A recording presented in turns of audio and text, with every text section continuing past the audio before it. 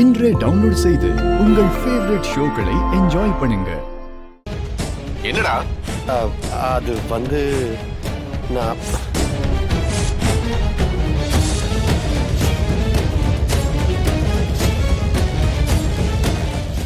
டேய், நீ ஜனாமா பேரன் தானே? ஆமாங்கய்யா. நீ இங்க என்னடா பண்ற? சார், உங்ககிட்ட சொல்றதுக்கு என்ன இருக்கு? வண்டி நிறைய மூட்டை அமைச்சிருக்காங்க சார். உங்க வீட்டுல இறக்கி வைக்க சொன்னாங்க. யாரு? சிவதானு ஐயா தான். அவரோட டார்ச்சர் தாங்க முடியல சார். எப்படியாவது நாளை கழிச்சுட்டு சென்னைக்கு போலான்னு இருக்கேன். எப்படி சார் அவரோட சேர்ந்து வாழ்றீங்க? பயங்கர நமச்சலா இருப்பார் போலயே. டேய், என்னடா என்கிட்ட எங்க அண்ணனை பத்தி தப்பா சொல்றியா நீ? ஐயோ சேச்சா, அப்படிலாம் இல்லைங்க சார். தப்பா நான் சொல்லல, யதார்த்தத்தை சொன்னேங்க. மூட்டையெல்லாம் குடவுல இறக்கிட்டு வெளில வந்தா கதவு சாத்திருக்கு. அதான் உள்பக்கமா வந்தேன். கரெக்டா இவங்க புடிச்சிட்டாங்க. டேய் விடுங்கடா, இவன் நம்ம பையன் தான்டா. சரி போ. சரிங்க சார். தம்பி ஒரு நிமிஷம், போனை கொடு.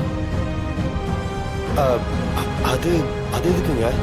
அட சும்மா தான் கொடு.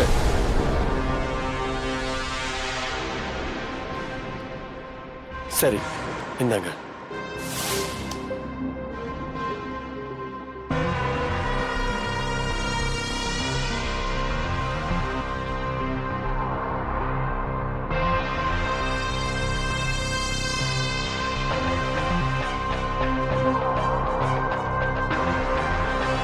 என்ன மாப்ள?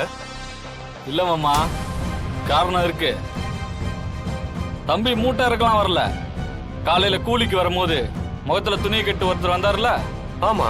அது வேற யாரும் இல்ல, நம்ம சார் தான். அவங்கிட்ட குமார் மச்சான், இவங்கிட்ட சொக்கு மருமகன்னு சொல்லிருக்காரு. டேய், எதுக்கு நீ இந்த வேலையை பண்ணிட்டு இருக்க? எதுக்குடா வந்த? இருங்க மாமா, இப்ப தெரிஞ்சிடும்.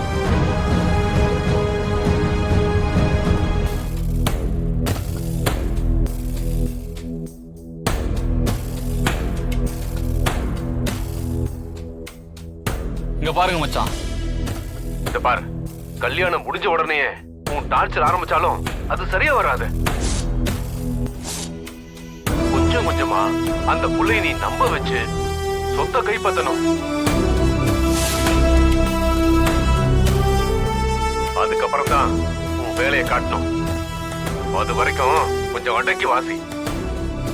சரிங்க மச்சான். டேய், குடிக்காதுன்னு சொன்னா கேட்டியாடா நீ? மச்சான், என்கிட்ட இருக்கிறத விடுங்க. இவன் உள்ள வந்து நேக்கா எல்லாத்தையும் ரெக்கார்ட் பண்ணிருக்கான் பாத்தீங்களா? டேய், பிடிச்சு கட்டுங்கடா அவனை.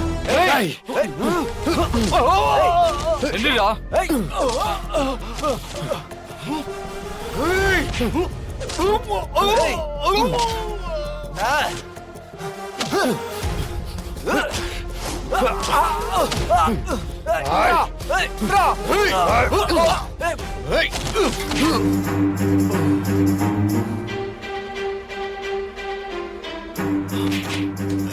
ஐயா, இவனை கொண்டு போய் ஸ்டோர் ரூம்ல கட்டி போடுங்கடா.